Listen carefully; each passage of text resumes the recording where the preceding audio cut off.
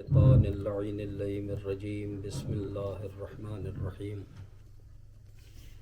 الحمد لله رب العالمين والصلاة والسلام على أشرف الأنبياء والمرسلين سيدنا ونبينا وشفيع ذنوبنا وطبيب نفوسنا أبي القاسم محمد اللهم صل على محمد وآل محمد وعلى آله الطاهرين المعصومين المظلومين ولعنة الله على أعدائهم وقاتليهم ومنكر فضائلهم أجمعين من الآن إلى قيام يوم الدين آمين يا رب العالمين. أما بعد فقد قال الله تبارك وتعالى في محكم كتابه المبين ومتقن خطابه المتين وقوله الحق بسم الله الرحمن الرحيم انما وليكم الله ورسوله والذين آمنوا الذين يقيمون الصلاة ويؤتون الزكاة وهم راكعون. اللهم صل على محمد وآل محمد. پروردگار عالم قرآن مجید فرقان حمید میں ارشاد فرما رہا ہے انما ولیکم اللہ، اس کے علاوہ کچھ بھی نہیں کہ تمہارا ولی اللہ ہے، ورسولہ، اور اس کا رسول ہے، والذین آمنوا الذین یقیمون الصلاۃ، وہ لوگ جو ایمان لائے اور نمازوں کو قائم کرتے ہیں، ویؤتون الزکاۃ، اور زکوٰۃ دیتے ہیں، وہم راکعون، در حال کہ وہ رکوع میں ہوتے ہیں۔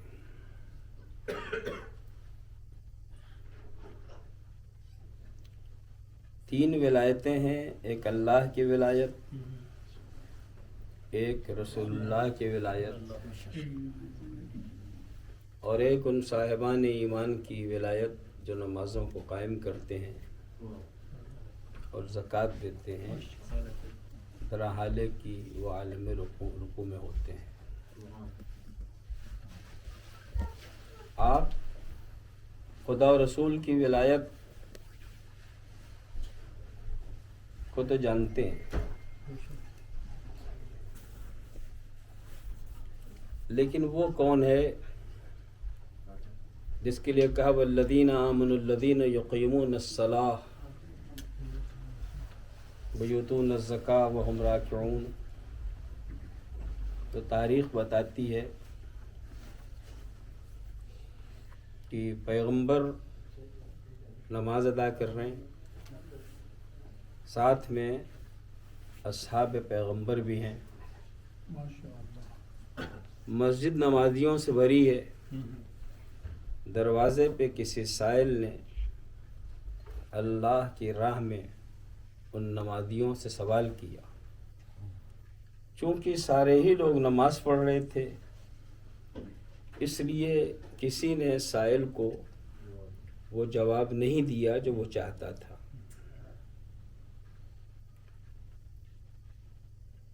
جب سائل نے کئی بار سوال کیا اور کوئی جواب نہ ملا تو اس نے کہا پروردگار تو گواہ رہنا، تیرے رسول کی مسجد میں نے سوال کیا اور کسی نے میرے سوال کا جواب نہیں دیا، یعنی میری جو حاجت تھی اسے پورا نہیں کیا۔ اتنے میں اس نے دیکھا کہ کسی نمازی کی انگلی میں حرکت ہوئی، یا وہ حرکت کرنے والا جان رہا تھا کہ وہ کیا چاہتا ہے، یا وہ جانتا تھا جو لینے آیا تھا، سوال کیا تھا۔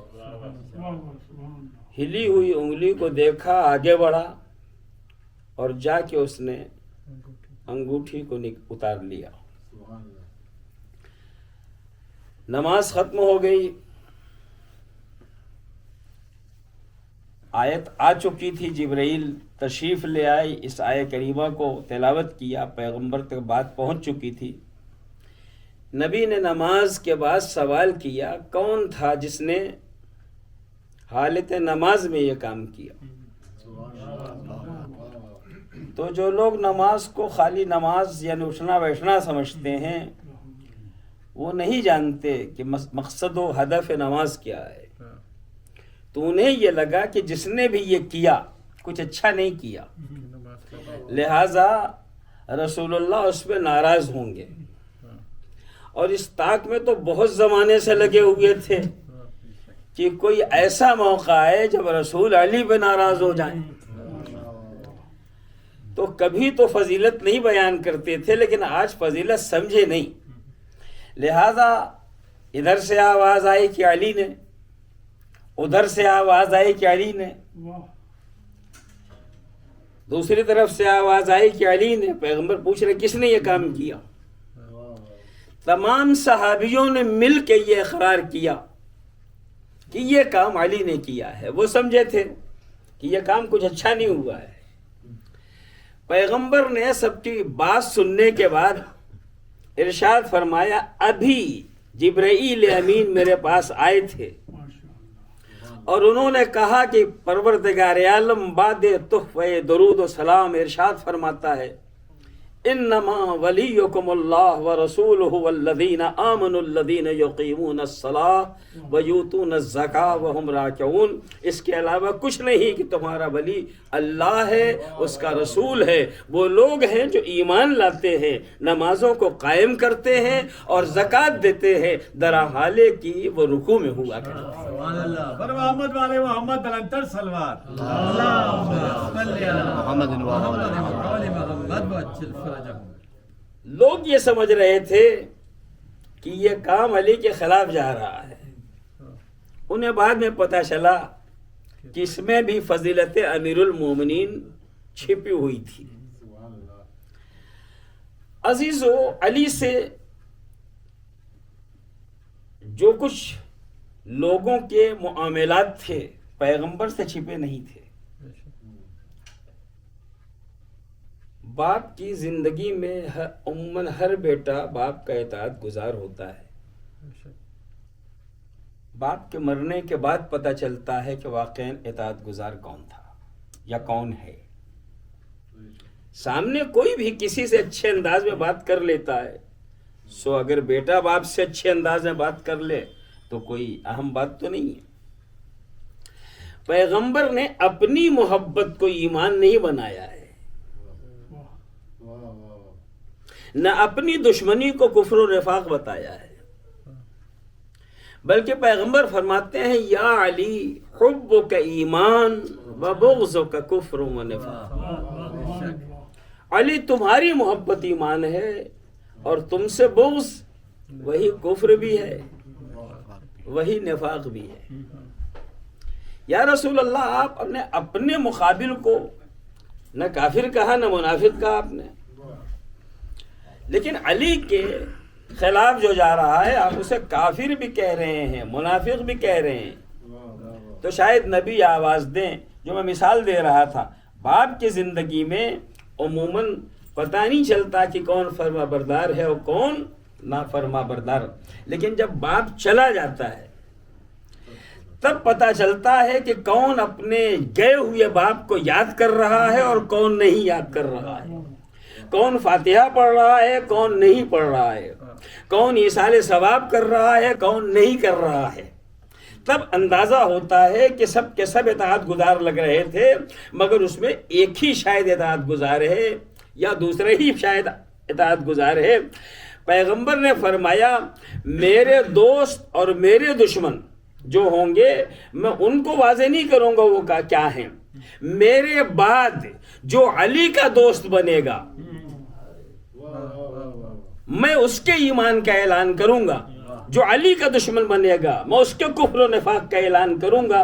اس لیے کہ زندگی میں تو ہر ایک رسول کو رسول مان رہا ہے، مگر رسول کے جانے کے بعد اس راستے کو کون مان رہا ہے جو رسول اللہ کا راستہ امیر المومنین کے پاس۔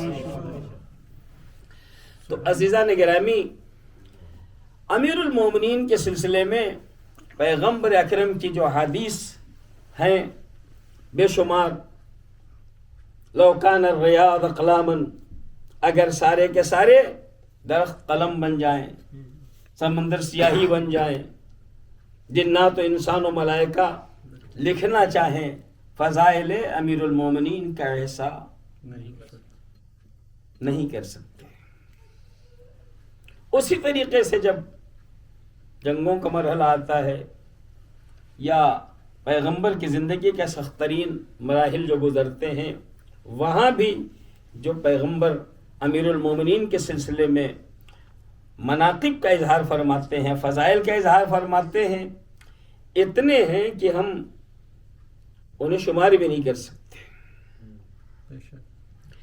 میں نے گفتگو کا آغاز قرآن کریم کہ اس آیت سے کیا ہے جسے آیت ولایت کہا جاتا ہے، اور اس کی وجہ صرف یہ ہے کہ آج کی یہ شب جس کے ذکر کے لیے ہے، میں اس کا تذکرہ کر سکوں۔ اللہ کی ولایت، رسول اللہ کی ولایت، اس کی ولایت جو ایمان لاتا ہے اور زکوٰۃ دیتا ہے، درا حال ہے کہ وہ رکوع میں ہوتا ہے۔ ذکر جس کا کرنا ہے وہ ہے علمدار کربلا۔ مذہب میں جو اہم ترین علمدار ہم نے دیکھے وہ تین ہیں۔ رسول اللہ کے لشکر کے علمدار تھے امیر المومنین، امیر المومنین کے لشکر کے علمدار تھے جناب مالک اشتر، اور امیر المومنین کے بعد سرکار شہادت امام حسین کے جو علمدار تھے ان کا بھی انتخاب امیر المومنین نے کیا ہے۔ علی کی تمنا تھی کہ میرے یہاں کوئی ایک ایسی اولاد پیدا ہو جو کل کربلا میں حسین کی کام آئے۔ سو آپ نے اس کا ذکر اپنے بھائی عقیل سے کیا۔ مولا آپ عرب کے خاندانوں کو نہیں جانتے تھے تو آپ کو تذکرہ عقیل سے کرنا پڑا۔ بے شک وہ نساب عرب تھے، لیکن وہ نساب عرب ہی تو تھے، امام تو نہیں تھے نا۔ تو ان کو اگر پتا تھا کہ عرب میں بہادر ترین خاندان کون ہے، بہادر ترین قبیلہ کون ہے، تو آپ کو نہیں پتا تھا، تو شاید میرے مولا آواز دیں۔ ہمارے ہر کام میں حکمت ہوتی ہے۔ میں خالی یہ نہیں چاہتا تھا کہ میرے یہاں ایک بچہ ایسا آئے جو کل حسین کے کام آئے، بلکہ عقیل سے ایک بہانے سے میں ذکر کر کے یہ بھی چاہ رہا تھا کہ عقیل کے دل میں بھی وہ خواہش پیدا ہو کہ ان کے یہاں بھی ایک بیٹا ایسا آئے جو کل حسین کی سفارت کر سکے۔ چنانچہ اس خواہش کے تحت جناب عقیل کے یہاں جناب مسلم ابن عقیل پیدا ہوئے، اور جناب امیر المومنین کے ہاں جناب حضرت عباس علیہ السلام پیدا ہوئے۔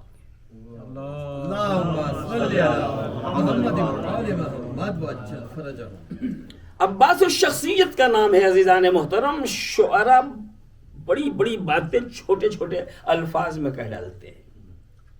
جناب ابو الفضل عباس کی پوری زندگی کو اگر سمیٹا جائے تو کسی نے کہا ہے کہ وفا کا لفظ سنا ہم نے کہہ دیا عباس، وفا کا لفظ سنا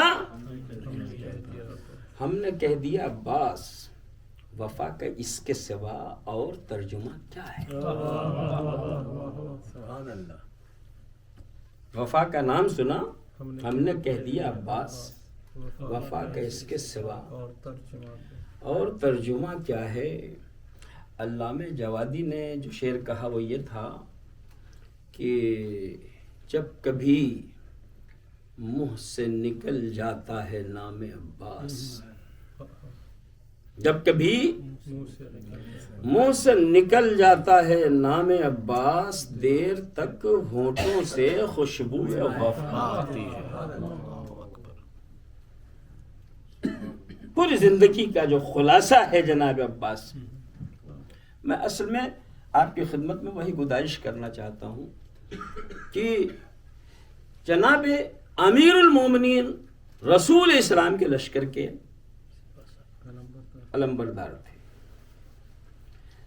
مکمل شجاعت کے باوجود، ایسی شجاعت کہ انسان تو انسان، ملائکہ عرش پہ قصیدہ پڑھ رہے ہیں، لا فتح الا علی لا سیف الا ذو الفقار۔ ہمارے یہاں کسی کے اندر تھوڑی سی طاقت اور قوت پیدا ہو جائے یا نبی ہو تو اس کے سامنے اس کے باپ کی توہین ہو تو بیٹا برداشت نہیں کرتا، باپ منع بھی کرتا ہے، پھر بھی وہ ان کی بات نہ مان کے باپ کی توہین کرنے والے کو جواب دینے کی کوشش کرتا ہے۔ ہماری سمجھ میں یہ آتا ہے کہ اس نے حق ادا کر دیا اپنے بیٹے ہونے کا، حقیقت یہ ہے کہ اس نے حق ادا نہیں کیا اپنے بیٹے ہونے کا۔ اگر بیٹے ہونے کا حق ادا کرتا تو باپ جس چیز سے منع کر رہا ہے اس سے رک جاتا۔ صلوات بھیجے محمد اللهم صل على محمد وآل محمد وعجل فرجهم۔ باپ روک رہا ہے، جب باپ ہو کے ہمیں روک رہا ہے تو ہماری جذبات آگے کیوں آ رہے ہیں کہ ہم اس کی بات بھی نہیں سن رہے ہیں۔ دوسرے لفظوں میں یہ کہہ دوں کہ کسی نے باپ کی توہین کی کچھ کہہ کے، اور خود بیٹا باپ کی توہین کر رہا ہے اس کے حکم کو نہ مان کے، ہم کہتے ہیں بڑا اچھا کیا اس نے، کیسے برداشت کر لیتا، باپ کی توہین ہو رہی تھی۔ لیکن حقیقت یہ ہے کہ اگر باپ منع کر رہا ہے سیریسلی تو اسے ماننا چاہیے، اس لیے کہ اس کے حکم کو نہ ماننا بھی اس کی توہین ہے۔ اور یہی وجہ ہے کہ آپ دیکھیں گے کہ اگر رسول اسلام نے امیر المومنین کو لشکر کا علمدار بنایا تو باوجود ہے کہ پوری قوت و طاقت تھی، ابتدا سے انتہا تک امیر المومنین نے اسلام کی بھی مدد کی ہے، رسول اسلام کی بھی مدد کی ہے، مگر وہ کس درجہ علی ہو کے پیغمبر کے احکام کی کتنی تعمیل کرتے تھے کہ جب خیبر کے میدان میں میرے آقا امیر المومنین جا رہے ہیں تو جاتے جاتے ہاتھوں کے اشارے سے پوچھتے ہیں، یا رسول اللہ کتنی دیر لڑوں؟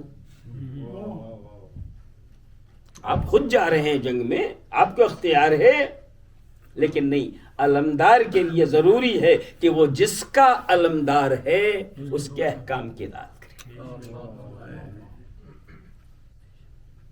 تو خیبر کا میدان ہے جہاں بڑے بڑے علم کے خواہش مند تھے، اور پیغمبر نے علی کو علم دیا ہے، لَأُعْطِيَنَّ الرَّایَةَ غَدًا رَجُلًا كَرَّارًا غَيْرَ فَرَّارٍ يحب اللہ ورسولہ ویحبہ اللہ ورسولہ ولن یرجع حتی یفتح اللہ علی یدیہ۔ کل میں اسے علم دوں گا جو مرد ہوگا، کرار ہوگا، غیر فرار ہوگا، خدا و رسول اسے دوست رکھتے ہوں گے، وہ خدا و رسول کو دوست رکھتا ہوگا، پلٹے گا نہیں جب تک اللہ اس کے دونوں ہاتھوں پہ فتح نصیب نہ کرتے۔ ایسے زبردست اعلان کے بعد لوگوں کی سب کی خواہش کے باوجود علی کو علم ملا ہے، اور امیر المومنین میدان میں جا رہے ہیں علم لے کے، تو تاریخ کہتی ہے مڑ کے نہیں پوچھتے رسول اللہ سے، بلکہ چلے جا رہے ہیں اور پوچھ رہے ہیں ہاتھوں کے اشارے سے۔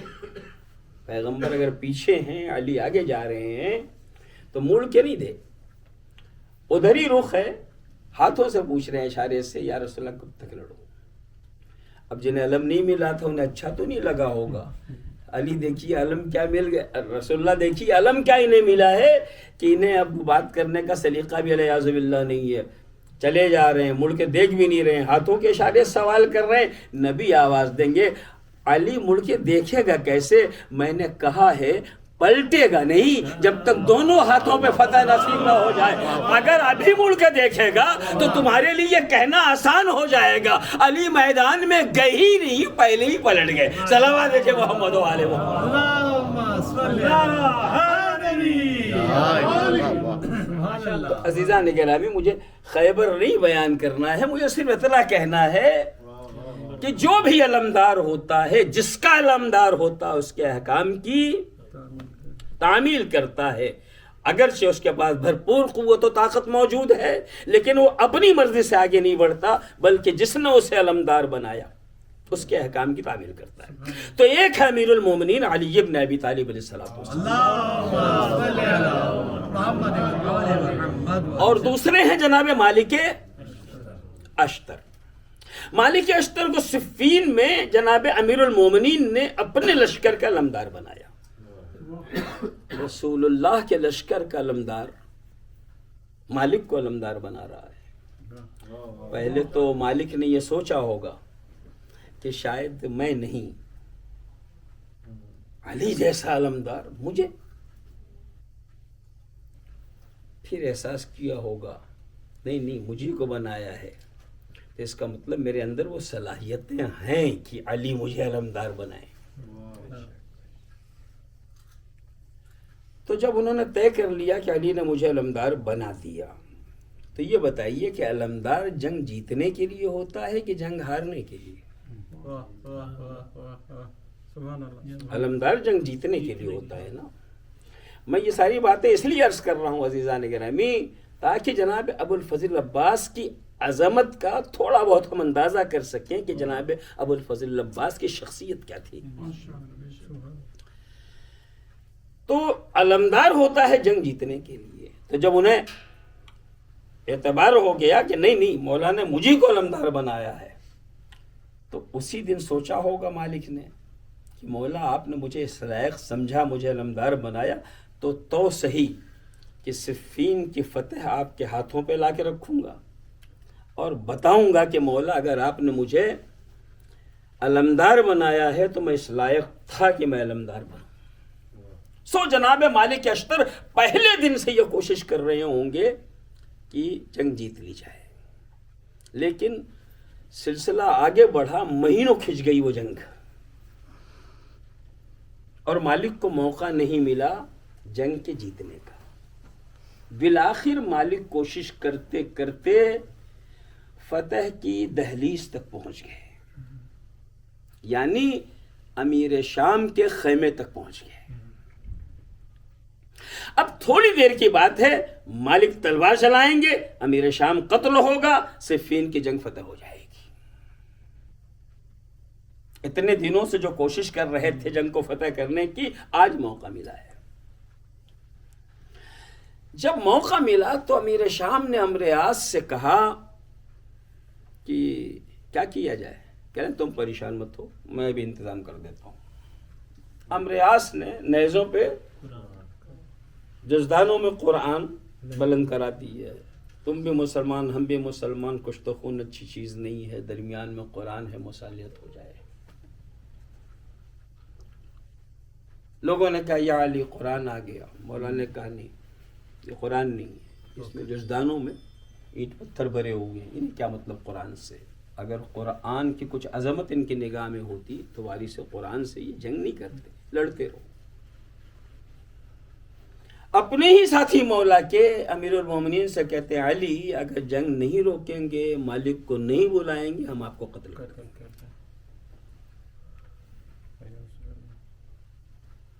امیر المومنین نے بالآخر عمرو عاص کے پاس آدمی بھیجا، جا کے عمرو عاص نے مالک اشتر کے پاس کہ جاؤ ان سے کہو جہاں ہیں وہاں سے واپس آ جائے.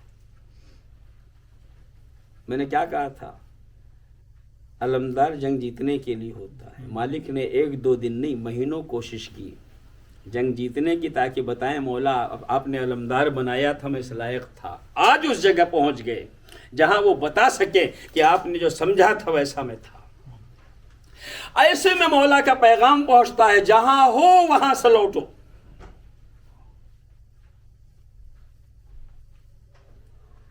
مالک اشتر نے ایک جملہ کہا، مولا سے کہہ دو ایک ذرا سا موقع دے دیں۔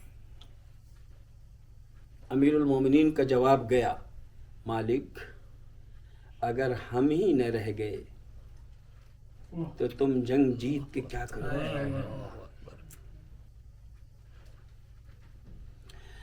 مولا نے جو جملے استعمال کیے بظاہر ایسا لگتا ہے کہ انہی کے افراد جو ہیں انہیں گھیرے ہوئے تھے قتل کرنے کے لیے، وہ قتل کر دیتے۔ ایسا نہیں تھا، ایسا نہیں تھا۔ جملہ ایسا استعمال کرے مولا، اگر ہم ہی نہیں رہیں گے تو تم جنگ جیت کے کیا کرو گے؟ عزیزان گرامی، مطلب یہ نہیں تھا کہ علی قتل کر دیے جائیں گے، وہی نہیں رہیں گے تو جنگ جیت کے کیا کرو گے، بلکہ مولا نے فقرہ کہلوایا، جا کے کہہ دو ہم ہی نہیں رہیں گے تم جنگ جیت کے کیا کرو گے۔ مطلب جانتے ہیں؟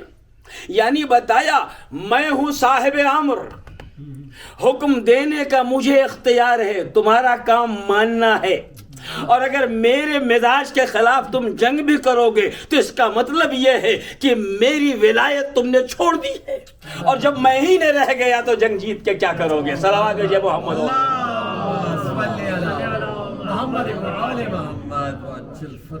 واضح انداز میں امیر المومنین نے نہیں فرمایا، بس اتنا ہی کہا میں ہی نہ رہ جاؤں گا، تم جنگ جیت کے کیا کرو گے۔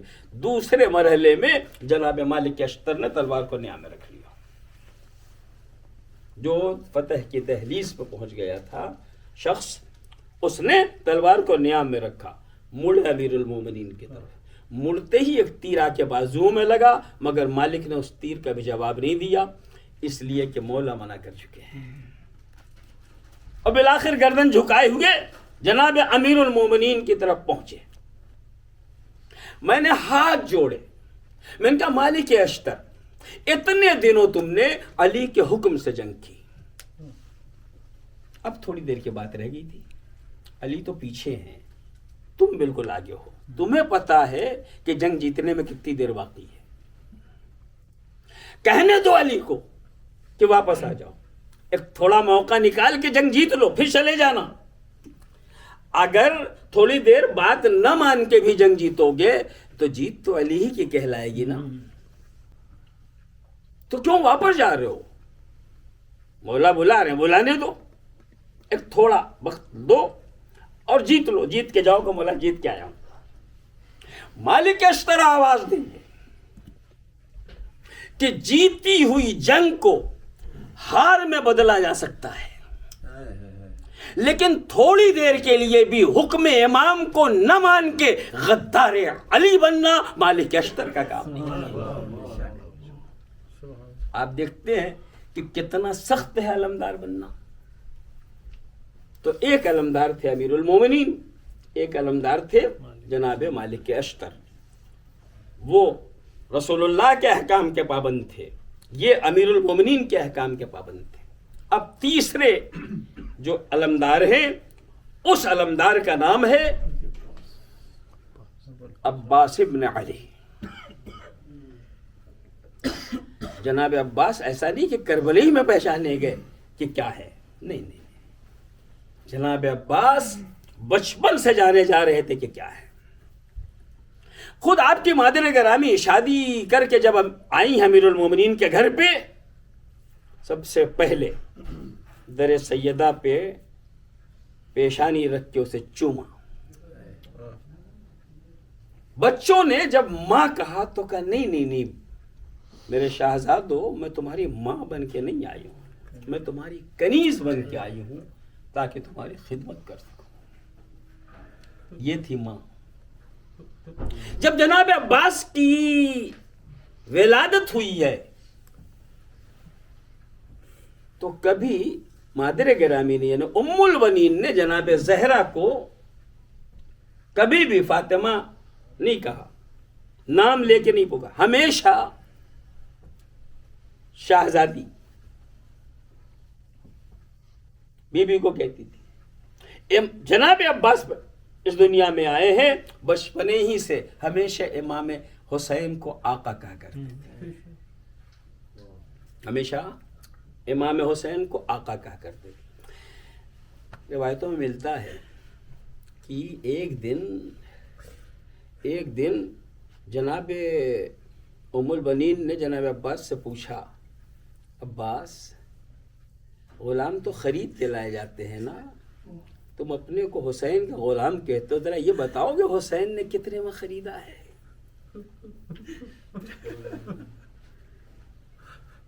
تو جناب عباس نے آواز دی مادر گرامی آپ بھی تو اپنے کو سیدہ کے کنیز کہتی ہیں، کنیز بھی خرید کے آتی ہے، جتنے میں سیدہ نے آپ کو خریدا ہے اتنے ہی میرے آقا حسین نے مجھے۔ بچپن سے جناب عباس کو یہ بتایا گیا تھا کہ عباس اس دنیا میں آئے ہیں کربلا کے۔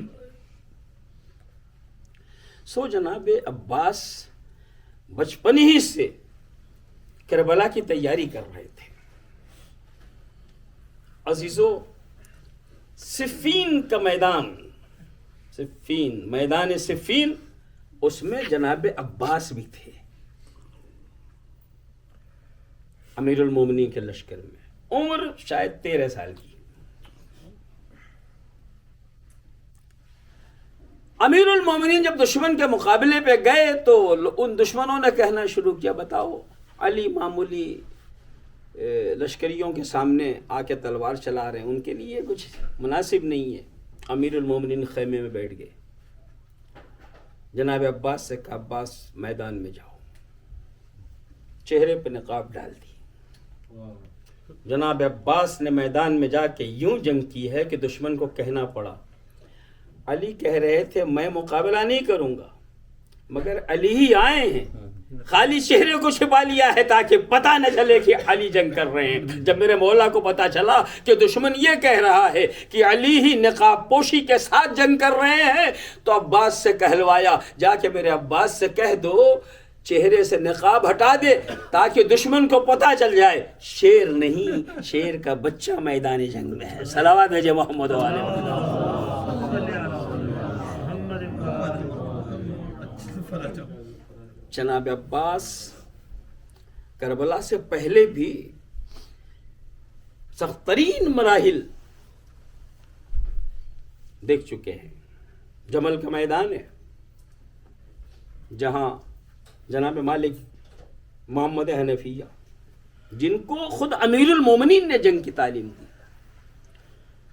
تزول الجبال ولا تزل، محمد حنفیہ جب میدان جنگ میں رہو دانتوں پہ دانتوں کو جمائے رکھو، لشکر کے اس پار ہو تو نگاہیں اس پار تک دیکھیں، پیر رکاب میں مکمل طریقے سے مضبوطی کے ساتھ جمائے رہو، عزم و حوصلہ ایسا ہو تزول الجبال ولا تزل، کہ پہاڑ اپنی جگہ چھوڑ دیں مگر تم اپنی جگہ نہ چھوڑو۔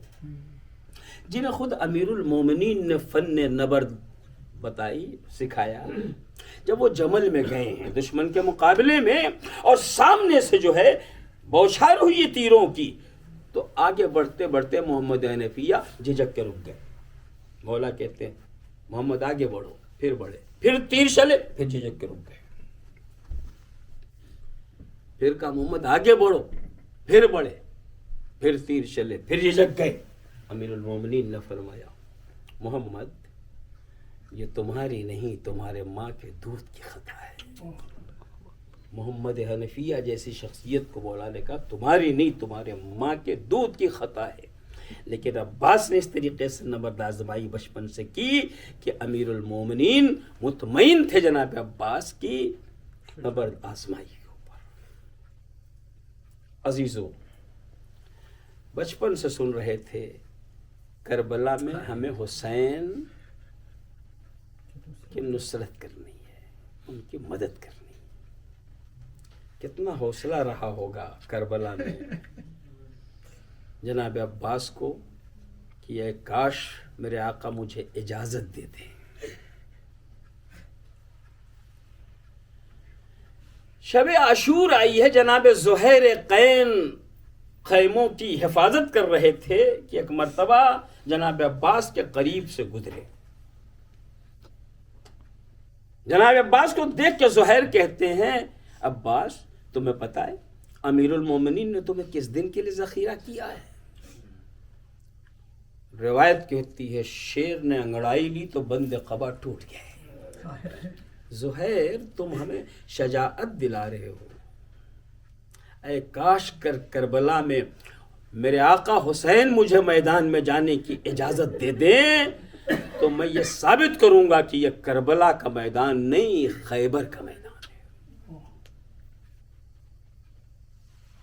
مگر عزیزو، عباس کی بے کسی یہ رہی کہ ہر لمحے جب بھی اپنے کو آزمانے کا موقع ملا، جب بھی شجاعت کے اظہار کا موقع ملا ہے، امام حسین علیہ السلام نے بڑھ کے روکا۔ میں نے ابھی مجلس میں آپ کی خدمت میں عرض کیا تھا کہ یہ سب سے پہلا مرحلہ اس وقت آتا ہے جب جناب امام حسن کا جنازہ اٹھتا ہے اور اس جنازے پہ تیر بارانی ہوتی ہے۔ تلوار نکلی، امام نے روک دیا، امام حسن کو بقیع میں دفن کیا۔ لیکن اس کے بعد جب کسی جوان کی شجاعت کا مرحلہ ہو اور کوئی بزرگ اسے روک لے تو وہ رک تو جاتا ہے مگر اندر سے جیسے ٹوٹ جاتا ہے، اور اس کا ٹوٹنا جو ہے آنسو بن کے باہر آتا ہے، اظہار ہوتا ہے اس سے۔ میرے آقا عباس گھر پہ آ کے اکیلے بیٹھے رو رہے ہیں۔ جب شہزادی تلاش کرتے ہوئی پہنچی ہیں تو چہرہ چھپا کے کیا بتایا؟ اب ہم منہ دکھانے کے لائق نہیں، ہم زندہ رہے اور آقا کے جسم پہ، جنازے پہ تیر چل گئے۔ یہ پہلا مرحلہ تھا۔ دوسرا مرحلہ وہ تھا جب ولید نے امام حسین السلام کو بلایا ہے، امام بنی ہاشم کے جوانوں کے ساتھ ولید سے ملاقات کے لیے گئے ہیں، اور جب اندر گئے ہیں تو یہ کہتے ہوئے گئے ہیں اندر آنے کی ضرورت نہیں، اگر آواز بلند ہو تو آ جانا۔ گفتگو ہوئی، ولید کو راضی کر لیا، میں جا رہا ہوں، دن میں سب کو بلانا، مجھے بلا لینا۔ اتنے میں مروان کہتا ہے یہ بنی ہاشم ہیں، یہ ہاتھ سے نکل جائیں گے تو واپس نہیں آئیں گے، لہذا یا تو ان سے بیعت لے لو یا ان کو قتل کر دو۔ ایک مرتبہ میرے آقا فرماتے زن مرجانہ کے بیٹے تیری یہ مجال کہ تو حسین کو قتل کرے۔ آواز بلند ہوئی تو بنی ہاشم کے سارے جوان اندر، تلواریں علم کی ہو گئی۔ روک دیا، نہیں عباس، جنگ کا آغاز ہماری طرف سے نہیں ہوگا۔ پھر رک گئے۔ پھر جب خیام حسینی دریا سے ہٹائے جانے لگے، شیر کو پھر جلا لایا، لیکن اب حسین خود نہیں رک رہے ہیں، زینب سے کہہ رہے ہیں زینب بھائی کو جلال آ گیا ہے، عباس بفر گیا ہے، دشمن کے مقابلے میں آ گیا ہے، روک سکو تو روک لو۔ زینب اولیاء مقام نے عباس کو بلایا اور فرمایا عباس، حسین چاہتے ہیں جنگ کا آغاز ہماری طرف سے نہ ہو۔ عزیزو، ہوتے ہوتے 10 محرم شب 10 آ گئی، اور شب 10 میں بھی پاس و لحاظ وہی جو اب تک چلا آ رہا تھا۔ 10 محرم آ گئی، اس عباس کے سامنے سارے کے سارے لوگ جا کے درجہ شہادت پہ فائز ہو رہے ہیں، مگر عباس ہیں جو بار بار اجازت چاہ رہے ہیں اور اجازت نہیں مل رہی ہے۔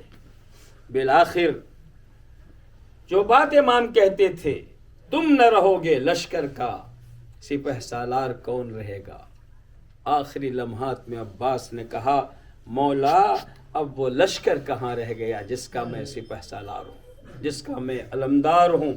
اور پھر امام حسین علیہ السلام نے اس شیر کو میدان میں جانے کی اجازت دی ہے۔ عزیزو، جس شخصیت کو سامنے رکھتے ہوئے دشمن کا پتا پانی ہو رہا تھا، اہل حرم کو مکمل سکون تھا، آپ سوچ سکتے ہیں کہ اہل حرم نے عباس کو میدان میں جانے کی اجازت کیسے دی ہوگی۔ عزیزو، جناب عباس خیمہ گاہ سے سب سے اجازت لے کے نکل گئے اور اب جناب امام حسین علیہ السلام کی خدمت میں آئے۔ جیسا کہ میں نے بیان کیا تھا عزیزو کہ امام علیہ السلام نے علم لے کے اس پہ لکھا انا للہ و انا الیہ راجعون رضن بقضائہ و تسلیما لامرہ، یہ کہہ کے علم دیا اور ایک عصا دیا، تلوار رکھ لی۔ جناب عباس سے علمدار میدان کارزار میں جاتے ہیں، دشمن علی کے لال کو دیکھ رہا ہے اور پیچھے ہٹتا چلا جا رہا ہے۔ نہایت ہی اطمینان کے ساتھ جناب عباس وہاں تک پہنچے جسے دریا کہا جاتا ہے، جو منزل تھی۔ وہاں جانے کے بعد کچھ دیر اطمینان سے کھڑے رہے، گویا دشمن سے کہنا چاہ رہے ہیں، دشمن سے بتانا چاہ رہے ہیں۔ جب شیر چاہتے ہیں کہ دریا پہ قبضہ کریں تو اس انداز سے قبضہ کیا جاتا ہے۔ بچپن کے واقعات میں ایک واقعہ دہراتا چلو یہاں پہ عزیزان گرامی۔ آج فرات پہ عباس آئے،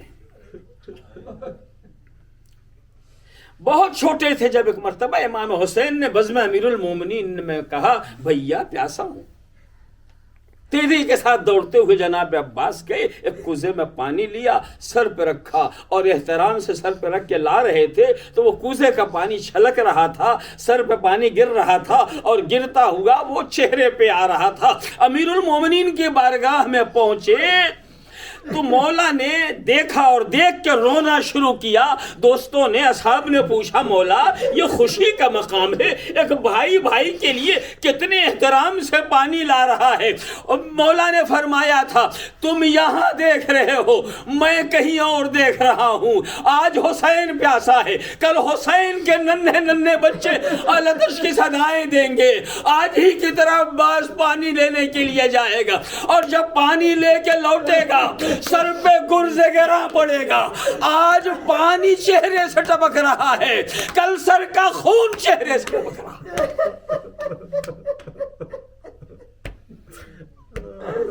جب شیر نے پانی لیا اور لے کے چلے ہیں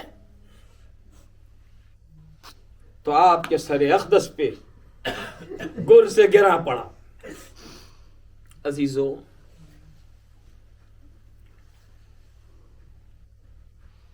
کتاب کا نام تو مجھے یاد نہیں ہے، ایران کے کی کتابوں میں کسی جگہ میں نے دیکھا، وہاں کے علماء میں سے ایک عالم دین کا بیان ہے کہ خواب میں جناب ابو الفضل العباس آتے ہیں میرے اور کہتے ہیں تمہارا فلاں دوست ذاکری کرتا ہے، مجلسیں پڑھتا ہے، مگر ہمارا تذکرہ نہیں کرتا۔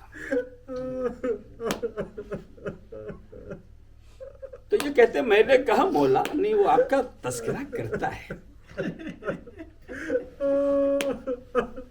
کہ نہیں وہ ہمارا ذکر نہیں کرتا، کہ کرتا ہے مولا ہم نے سنا ہے، کہ نہیں وہ ہمارا تذکرہ نہیں کرتا، کہ مولا ابھی چند دن پہلے فلاں جگہ پہ اس نے مجلس پڑھی اور اس نے آپ ہی کا تذکرہ کیا تھا، کہا نہیں جو ہم چاہتے ہیں وہ نہیں کرتا۔ عزاداران امام علی مقام سنیے گا، رونے کے لیے کافی ہوگا کہ جناب عباس خواب میں کہہ رہے ہیں جو ہم چاہتے ہیں وہ نہیں پڑھتا۔ کہ مولا آپ کیا چاہتے ہیں بتا دیجئے تاکہ میں اسے بتا دوں کہ آقا یہ چاہتے ہیں۔ عزادارو، میرے مولا نے کہا اس سے بتا دینا کربلا میں جتنے بھی شہید تھے جب ان کے سر پہ تلوار پڑی ان کے ہاتھ سلامت تھے، جب بھی کوئی گرنے والا زمین پہ آتا ہے ہاتھوں سے سہارا لے کے اپنے جسم کو بچانے کی کوشش کرتا ہے، مگر جب ہمارے سر پہ گرز گراں پڑا ہم چکرا کے زمین پہ آئے،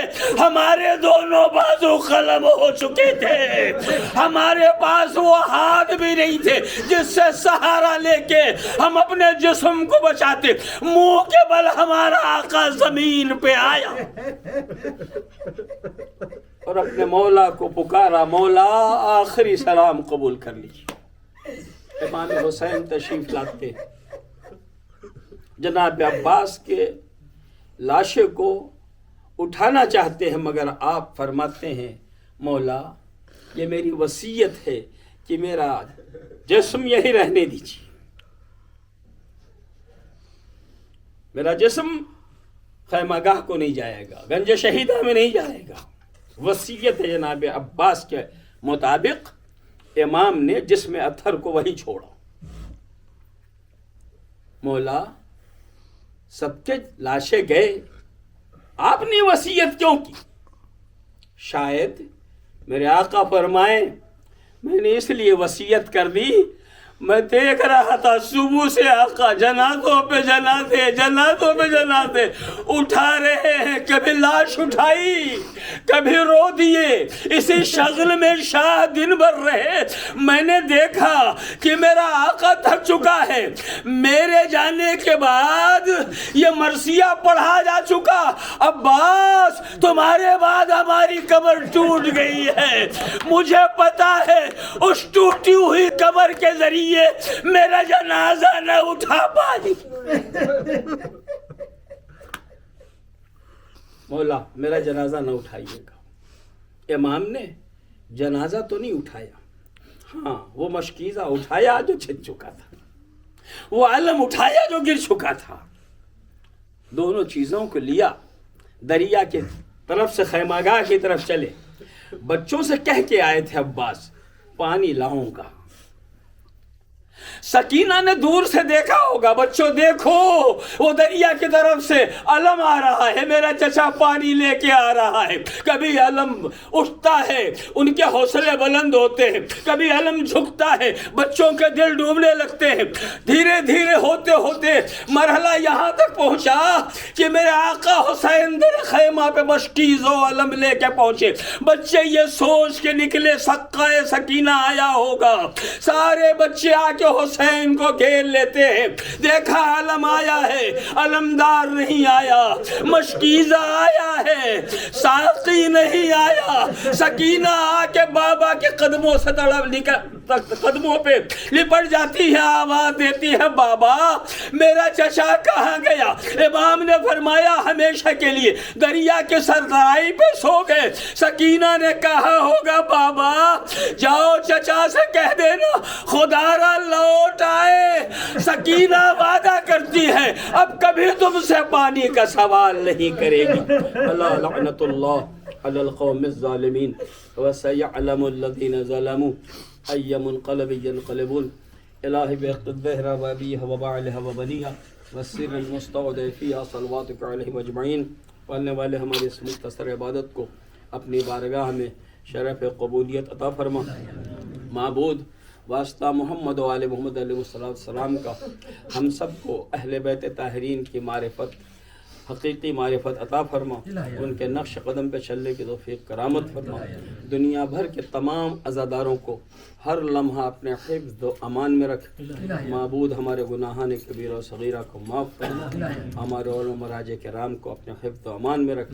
ہم سب کے مرحومین کی مغفرت فرما، خصوصیت کے ساتھ صاحب خانہ کے مرحومین کی مغفرت فرما، ان کے درجات کو اپنی بارگاہ میں بلند تر فرما۔